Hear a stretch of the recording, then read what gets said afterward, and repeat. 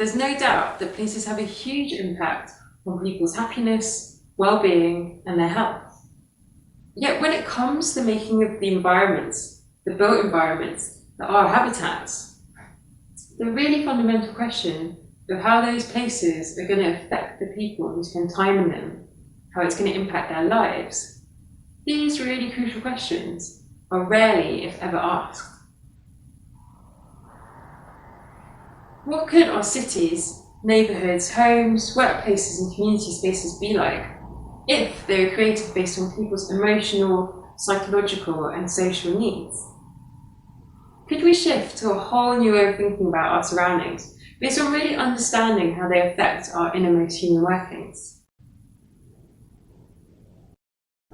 Can we grasp the opportunity to change how we do things and to question those structures and systems that shape our society? Because to me it looks like our current OS is outdated. Health, well-being, quality of life, these are not nice to have, so they're not things to be tick-boxed or shoehorned or half-baked into developments just because now they're the latest buzzwords in the face of a global pandemic. Surely people's happiness should be built into the very foundations of how places are made and from those very first principles. We have the chance to not only look at using urban space differently, but actually to reimagine the very basis of how we think about making places. And in the aftershocks of this pandemic's ever-shifting new normals, let's make sure we create that space for new and better patterns of life to emerge, and not just revert right back to simply making more stuff.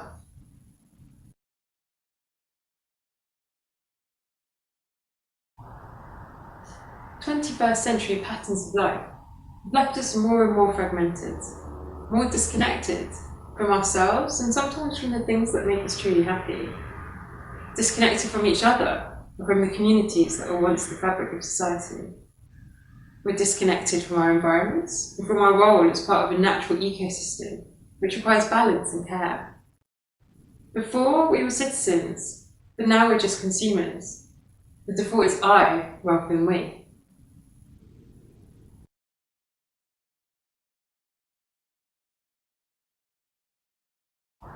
Places are being created almost mechanistically, and those things that make us human, our psychology, emotions, behaviours, perceptions, senses, and our spirit, all fundamentally overlooked.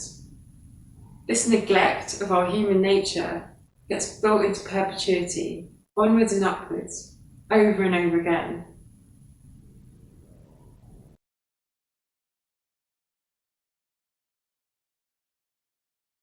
The pandemic is accelerating existing crises and deepening the fault lines of inequality. But, at the same time, it's also brought about a greater appreciation of self and collective care, more awareness of our place in the world alongside each other and the power of natural forces, and the idea of mass collective action and good.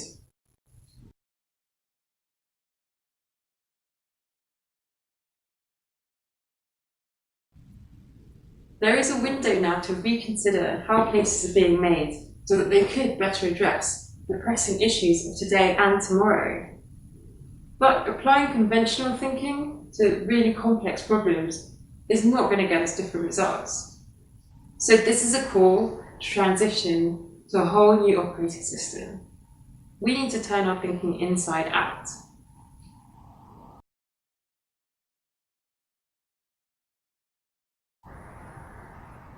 We know that some places make us feel good, whilst others make our hearts sink.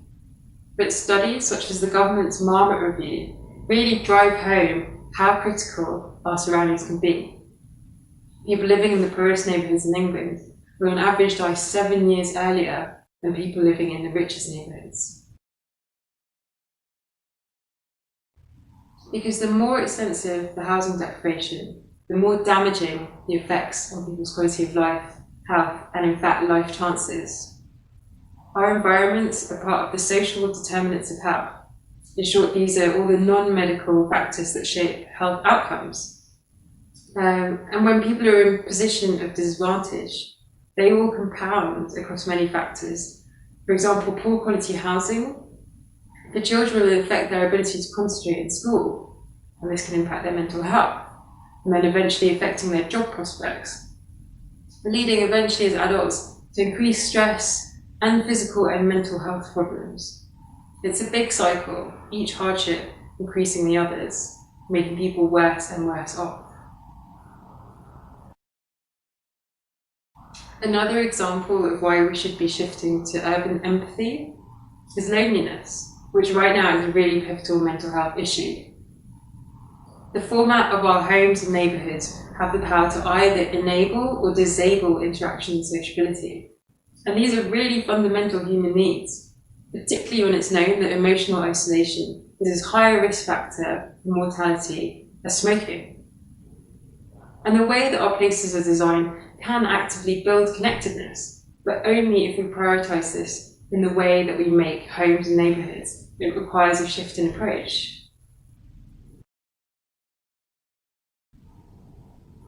Because addressing big, complex challenges like these is not really about throwing in some feel-good aesthetics at the end or sprinkling around some green space into the development. And although more green space is always very much welcome, but it simply might not get used if it's not thought through with care and understanding how interaction works and behaviour and that sort of thing.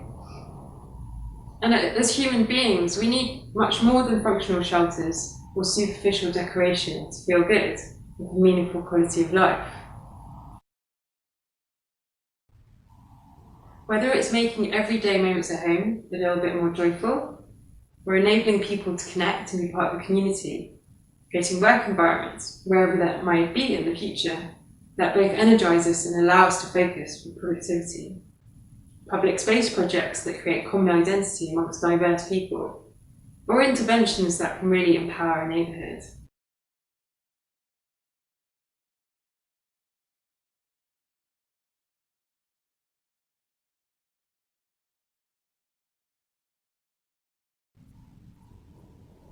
Our individual and collective needs are invisible and unseen, sometimes even unconscious, and certainly hard to measure or round. But to be able to create the types of places that allow people to go and thrive, to create the physical and visible conditions for that, it's those invisible and hard to capture things that must be driving the way those places are made. And fundamentally, that could be done through empathy. There is increasing evidence in the sciences showing how the overall makeup and also the very small details of surroundings have a profound influence and consequences on the way that we feel, how we relate to one another, and our capacity to grow in our lives. And more we're seeing crossovers between designers, architects, and scientists, such as neuroscientists and psychologists and behavioural scientists, coming together and exploring new ways of creating places. And we need these new ways because happiness and flourishing, these are not some things that you'd normally associate with static physical construction. To create the conditions that enable growth and thriving in individuals, groups, communities, and neighbourhoods, shouldn't we be thinking more in terms of ecology, which is about looking at the interaction of living things and their environment? Thinking in terms of relationships and ecosystems that affect one another, not just in terms of stuff. So rather than thinking of places and buildings as a collection of fixed things, what if we could instead see places as systems, dynamic and invisible experiences that a person will move through the day, through a week, and also potentially across their whole life? What if places can adapt to different and changing needs, bringing time and resilience into that equation, and acknowledging all the potential unknowns that we may face as a society going forwards? And by asking different questions, we can start to find the way to new answers. No longer, how can we maximise the efficiency of this site? But instead, how can we build resilience, empowerment, understanding, connection and interaction through this place? How can we build possibility and opportunity for people? And could we even go as far to ask how can we think about how this will affect people's life chances?